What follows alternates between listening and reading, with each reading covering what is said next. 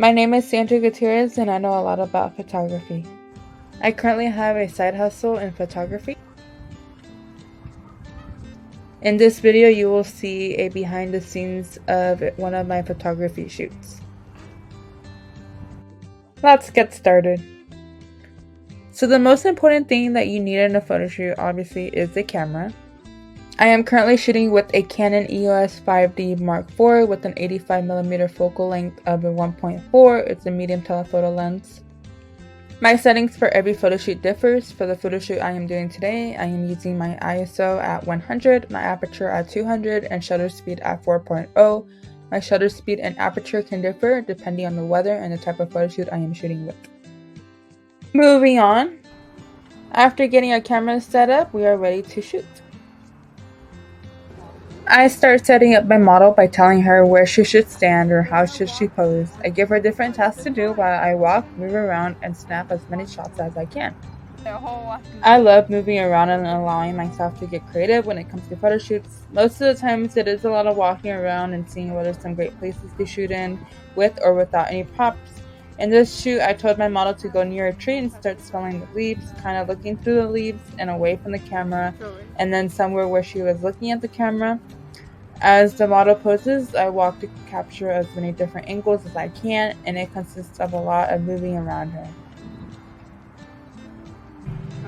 Most of my shoots consist of themes or incentives. For this one, I had the theme idea of speaking to nature.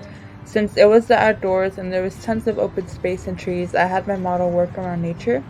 I had told her to pose in different ways around the tree, kind of looking through the camera and away from the camera.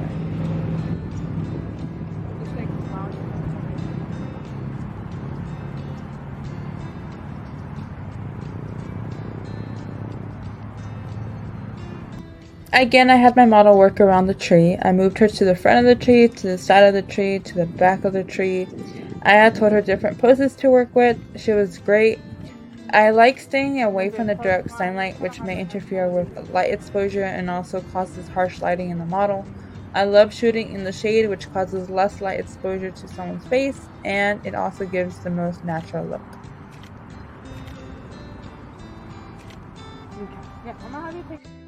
The last thing I do with every shoot is telling my models or clients thank you. I love meeting new clients to work with. I get excited to show them my final work after our shoots. I give them my info and I tell them that we'll keep in touch soon.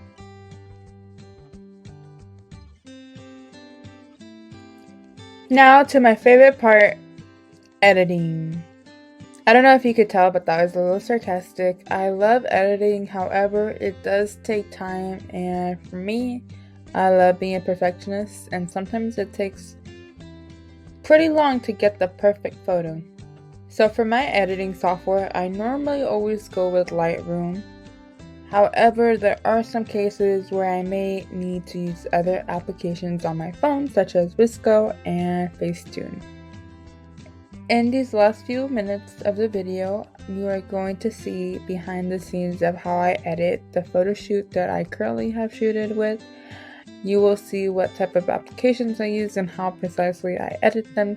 And finally, how I import them to Dropbox, which then I'm able to send it out to the client. Okay, so here I am on Adobe Lightroom.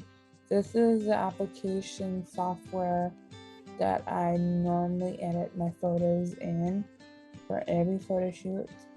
I love Adobe Lightroom because it gives me a lot of abilities to play around with the lighting and everything that I could like to play around with to get the nice photo cut after editing. So here I got some photos from the photo shoot. I like this one because I feel like this one was just really close. This one is where she was kind of looking at some leaves, and I love how this kind of look turned out. The colors, everything just came out good. So now this is where the editing comes. So if I went ahead, I'm gonna go ahead and take this out, and I go to this allows me to start playing with the lighting. So I can start kind of exposing it if I want to add more light, and if I bring it down, it makes the picture kind of start getting a little darker. I'm love going exposing it down a little bit so that way I could start toning the light and just kind of putting it down.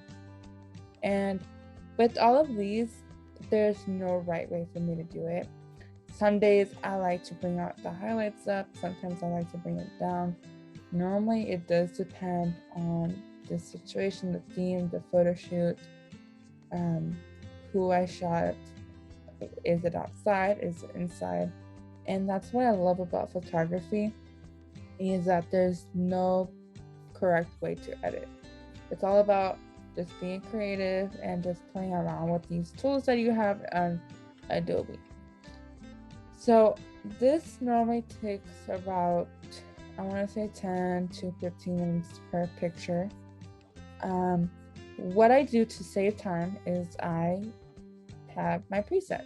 So when I want to use a preset for a photo, and this is what I normally do on many of my photo shoots, is I go down here where I have my photo shoots, and you see that I have a lot of different photo presets for my photos already. So if I just go down to every single one, I start seeing the different ones that I can use for my photos. This is considering like a filter to your photo. Which filter, which preset works better for your photos? I love this warm color. This one, I love using warm colors, especially during the fall time. But since it's kind of springtime, I like making a little bit lighter. But I could do that by adding the preset. And if I like it to be kind of a warm color, but I want it to be a little lighter instead of adding color, I could just fix it. So if I don't like the way that it's kind of too warm, I go ahead and just change it up. So if I want to add a little bit more highlights, some more white, more blacks, I could add my colors by going under here, color, and I could start kind of toning it down. Look at saturation. And I use the presets just to kind of help me do a set, but I love playing with the colors too. And this is just a good way just to kind of see behind the scenes. And then I go ahead and remove chromatic aberration, enable lens correction, and then I just kind of, those are my main points. Now if I go here, I can heal the photo if I need to, but what I do if I need a heal photo, if there's blemishes in my model or client's skin, is I go for Facetune for that.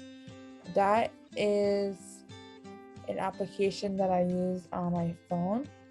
So, oops.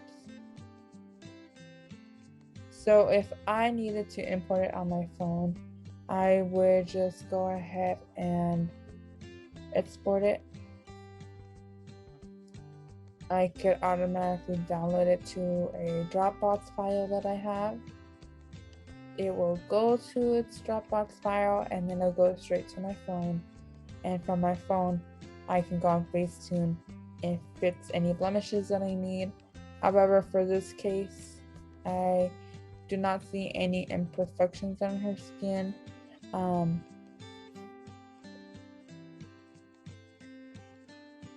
So I'm just gonna leave it like that.